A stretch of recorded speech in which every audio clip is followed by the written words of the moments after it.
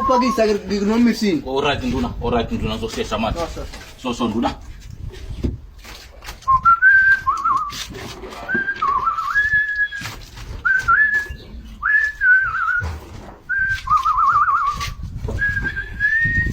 Misini.